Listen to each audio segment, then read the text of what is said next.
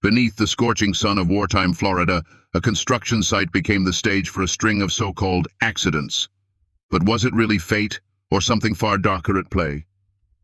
Why did certain workers always seem to draw the shortest straw, and what secrets did the supervisor guard so fiercely in his locked trailer? As rumors grew and the body count rose, one man risked everything to bring the truth to light. But not everyone would make it out alive. Did you spot the hidden dangers, or did the final twist leave you speechless? If this case shocked you, type good below. Got your own theory? I'm all ears. Leave a comment. And don't forget to subscribe. It's free, and it truly helps the channel. Thanks for being here. Now let's see how it all went down. The year was 1940, and the outskirts of Jacksonville, Florida, were being reshaped by the urgency of a nation on the precipice of war. As the United States prepared for potential involvement in the escalating conflict in Europe, new industrial plants were sprouting across the country. This particular facility was designed for a critical purpose, manufacturing industrial components for military vehicles. But a shadow hung over the project from the start. A severe labor shortage gripped the region. Many able-bodied men had already answered the call to military service or found work in more established industries. Carlton Industries, the construction firm managing the project, faced immense pressure to complete the plant ahead of schedule. This pressure led them down a path that would have dire consequences: the employment of migrant workers, predominantly Cubans, who had journeyed to the United States seeking economic opportunity. Among this hopeful contingent were men like Manuel Labrada, 37, a carpenter from Havana; Pedro Rivera, 29, with construction experience gleaned across the Caribbean; and Tomas Flores, 42, who had come with his younger brother, driven by the need to support family back in Cuba. They were joined by roughly 23 other migrants, all sharing a common dream. Their accommodations, however, were a stark contrast to their aspirations. Hastily erected barracks, situated about half a mile from the worksite, offered minimal protection from the Florida elements. Each barrack was crammed with 16 bunks, providing barely adequate living space. Sanitation facilities were rudimentary at best. 2 outdoor latrines and a single water pump served the entire workforce. Electricity was a luxury that did not reach these bleak quarters. Working conditions mirrored this grim reality. Safety equipment was a scarce commodity, and the men received little to no instruction on proper protocols or techniques. Communication was a constant struggle, mostly channeled through Rivera, whose functional English made him the reluctant translator for his compatriots. Labor documentation was alarmingly informal. Workers received their wages in cash every Friday, with no records kept of hours worked, no taxes withheld. Oversight from regulatory authorities was virtually non-existent. Government inspectors, chronically understaffed and overwhelmed by the nationwide preparations for potential war mobilization, rarely ventured to construction sites, employing migrant labor. Local law enforcement, it seemed, showed minimal interest in the welfare of these foreign nationals. At the helm of this chaotic environment was the site supervisor, Frank Swilly. At 43, Swilly had a 15-year track record with Carlton Industries, overseeing construction projects throughout the southeastern United States. His personnel file, however, contained unsettling entries: 3 separate complaints alleging erratic behavior and the use of excessive disciplinary measures. Disturbingly, these reports had resulted in no formal action. Assisting Swilly was Leonard Hayes, 28 years old, who had worked under Swilly for approximately 3 years. Hayes's responsibilities included maintaining attendance records, coordinating material deliveries, and reporting directly to Swilly on worker performance.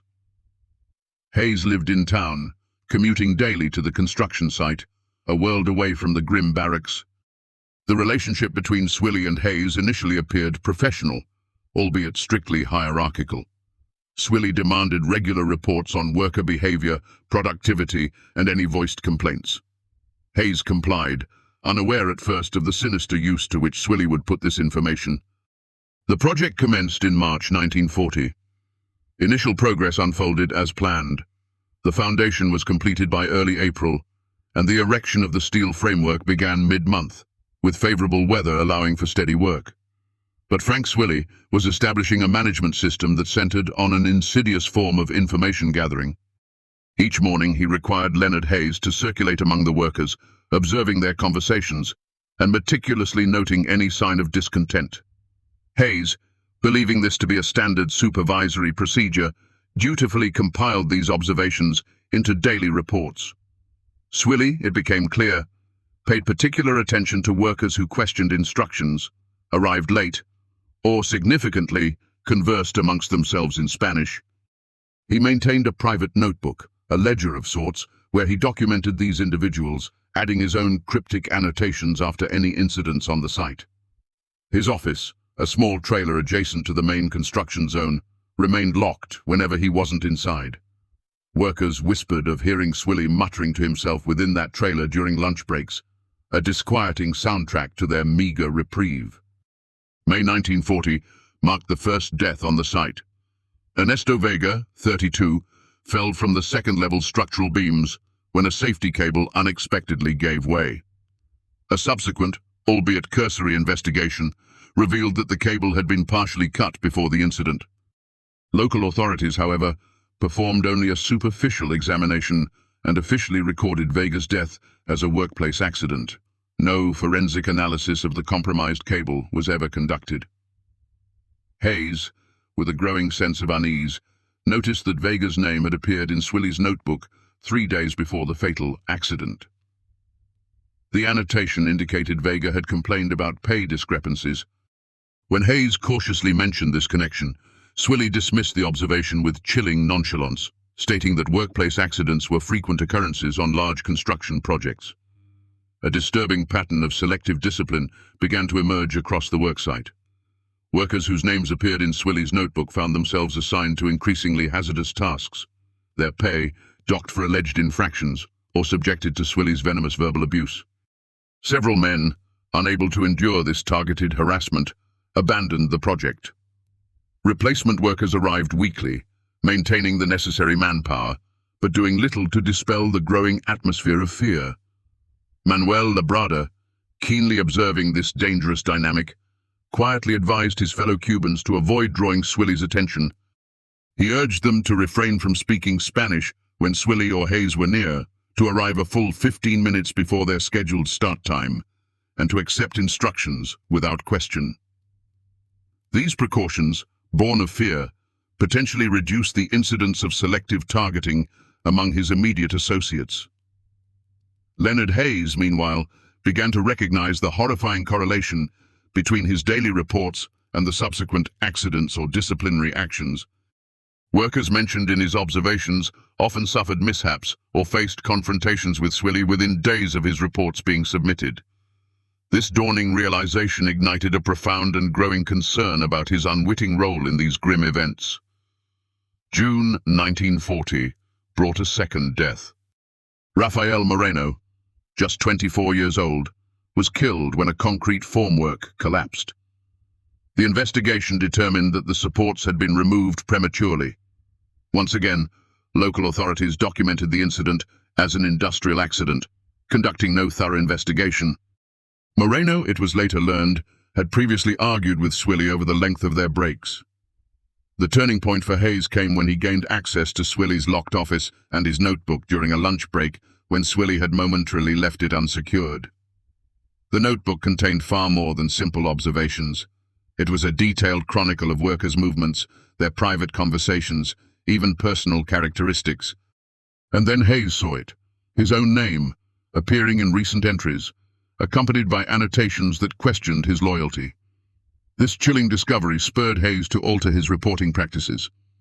He began feeding Swilly fabricated information, omitting genuine complaints, and instead inventing reports of imaginary infractions committed by non-existent workers. Hayes desperately hoped this subterfuge would divert Swilly's malevolent attention from the real employees. By July 1940, construction had advanced to the installation of interior systems. The project had seen a staggering 40% labor turnover since its inception. New arrivals received minimal orientation before being thrust into their tasks, and workplace injuries increased proportionally with the growing complexity of the construction. Tomás Flores, suffered a severe hand injury when a pneumatic tool malfunctioned. The equipment had supposedly passed inspection that very morning, despite exhibiting obvious irregularities in its pressure gauge. Flores received medical attention at the county hospital, an ordeal that left him with a permanent disability in 2 fingers. He returned to work a week later, reassigned to lighter duties handling materials. Pedro Rivera, meanwhile, had taken it upon himself to become a silent chronicler of the site's dark undercurrent. He discreetly documented incidents in Spanish, recording dates, circumstances, and witnesses to accidents and confrontations. Rivera kept these damning records hidden off-site, terrified of their discovery. His notes would later reveal 17 serious injuries and numerous minor incidents within the first 4 months of construction. The already squalid living conditions in the barracks deteriorated further with the oppressive summer heat. The water supply became erratic, and food spoilage increased without refrigeration. Several workers fell ill due to these unsanitary conditions, their medical care remaining minimal, largely consisting of basic first aid administered by Labrada, who had received rudimentary medical training during his prior military service. Hayes observed Swilly's behavior growing increasingly erratic. The supervisor began conducting extensive solitary inspections of the site outside of normal working hours. Workers reported seeing him examining equipment late after their shifts had ended. More alarmingly, Hayes discovered evidence of tool modifications following these nocturnal inspections: loosened fittings, deactivated safety mechanisms. In August 1940, Hayes initiated a systematic effort of counterintelligence. He began providing Swilly with reports detailing fictitious problems with specific pieces of equipment rather than implicating actual workers. After submitting these falsified reports, Hayes would monitor the identified equipment, discovering manipulations consistent with intentional sabotage. He documented these chilling findings with photographs taken on a personal camera, storing the images in a safe deposit box at his local bank. He also compiled a written log, correlating his reports to Swilly with the subsequent equipment failures and injuries. Swilly, it appeared, recognized the discrepancies in Hayes's reports by early September. The supervisor intensified his personal observation of the work crews, effectively circumventing the informational buffer Hayes had tried to establish. Direct confrontations between Swilly and the workers escalated during this period.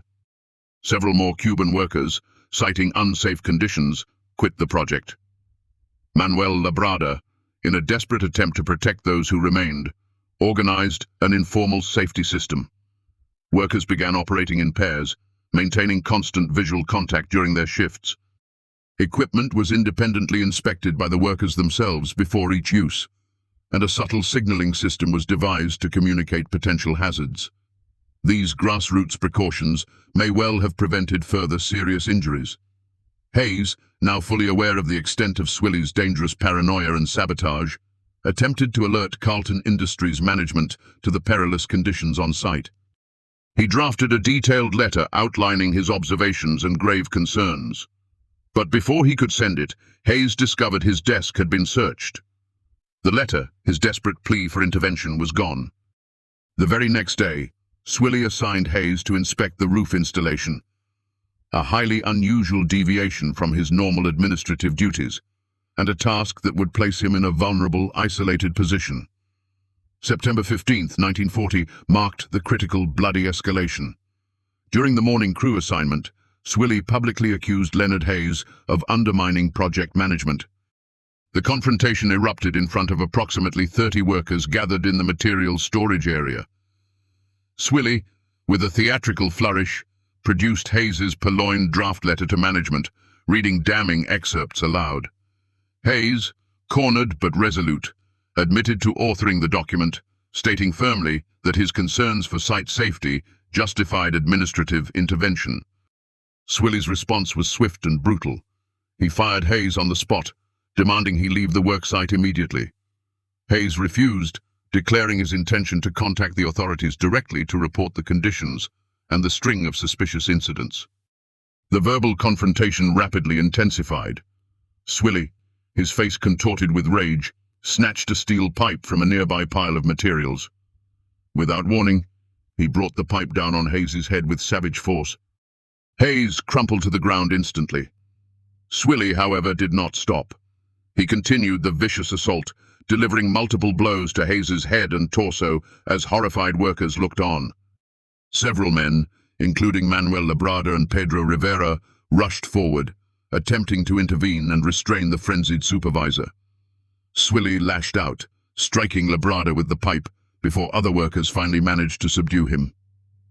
The entire horrific incident unfolded before numerous eyewitnesses, including all the workers present and a delivery driver who had just arrived with supplies. Leonard Hayes suffered mortal injuries. Despite immediate medical attention from those on site, he died approximately 10 minutes after the initial brutal blow. The delivery driver, shaken to his core, fled the scene to contact the authorities. Local police arrived 27 minutes later. They secured the chaotic scene and began separating witnesses. Swilly offered no resistance during his arrest, repeatedly stating that Hayes had betrayed him and endangered the project. Officers recovered the steel pipe, the murder weapon, and secured Swilly's construction office. Inside, they discovered Swilly's infamous notebook, its pages filled with detailed, increasingly paranoid entries about workers, incidents, and his twisted observations. Initial witness interviews conducted at the scene provided chillingly consistent accounts of the confrontation and the savage assault. Swilly was transported to the county jail, held pending formal charges. The worksite was temporarily shut down as the preliminary investigation commenced. The autopsy results confirmed that Leonard Hayes died from blunt force trauma, resulting in a fractured skull and catastrophic cerebral hemorrhage. The medical examiner documented 8 distinct impact injuries, a testament to the prolonged and brutal nature of the attack, far exceeding the force necessary to incapacitate. Local newspapers reported the incident the following day. Initial coverage focused on the sensational aspect of workplace violence, largely overlooking the underlying hazardous conditions or the preceding pattern of suspicious incidents. Carlton Industries issued a statement expressing shock and, predictably, denying any prior knowledge of problems on the worksite. The legal process began with the formal charging of Frank Swilly on September 17, 1940. The prosecution, recognizing the public nature and sheer brutality of the crime, filed charges of first-degree murder. Swilly was denied bail following a psychological evaluation that deemed him a continued danger to others. The investigation's focus quickly expanded beyond the immediate homicide as authorities delved into site records and witness statements. Pedro Rivera bravely came forward, providing investigators with his meticulously documented account of the incidents. Analysis of the site's equipment revealed evidence corroborating the allegations of sabotage. In a grim turn, authorities exhumed Ernesto Vega's body, confirming the long-held suspicions that his death had not been accidental. The preliminary hearing took place on October 3, 1940.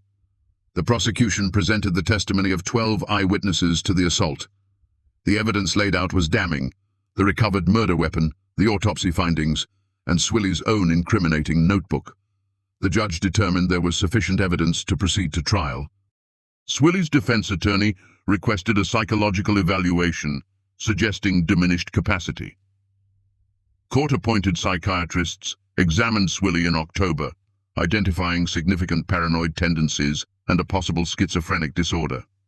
Crucially, however, they determined that Swilly understood the nature and illegality of his actions at the time of the murder.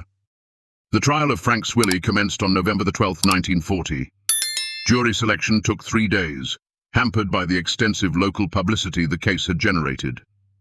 The prosecution built a compelling case, establishing not only the brutal, premeditated murder of Leonard Hayes, but also the preceding pattern of terror and malfeasance. 27 witnesses testified, painting a vivid picture of the deplorable conditions on the worksite, specific safety incidents, and Swilly's increasingly unhinged behavior. The defense strategy centered on claims of overwhelming work pressure and insufficient corporate oversight. Swilly's attorney portrayed him as a man crushed by responsibility, lacking adequate support from Carlton Industries. They introduced evidence of the previous, unaddressed complaints in his employment file. Psychological experts testified about stress-induced mental deterioration. Frank Swilly took the stand in his own defense on November 18th. His testimony was a disturbing window into a deeply paranoid mind. He described elaborate, imagined conspiracies among the workers to sabotage the project. While Swilly acknowledged responsibility for Hayes's death, he chillingly maintained that he had acted to protect vital construction objectives. The prosecution's cross-examination exposed significant logical inconsistencies in his account and reinforced the evidence of premeditation. Jury deliberation began on November the 20th and lasted approximately 7 hours. The verdict, announced that same evening, was unequivocal. Frank Swilly was found guilty of first-degree murder. Sentencing followed the next week, life imprisonment without the possibility of parole. Florida law at the time permitted capital punishment, but the jury recommended a life sentence, taking into account the psychological factors presented.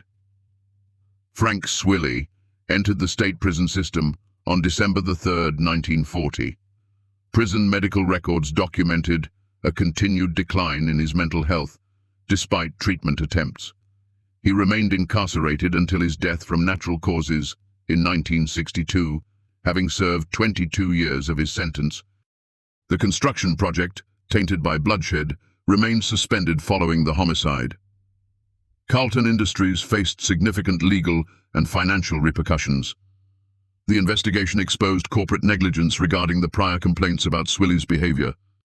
Regulatory authorities imposed substantial fines for the myriad safety violations uncovered during the site inspection. The families of Ernesto Vega and Rafael Moreno filed wrongful death lawsuits after it was confirmed their deaths were the result of deliberate sabotage, not accidents.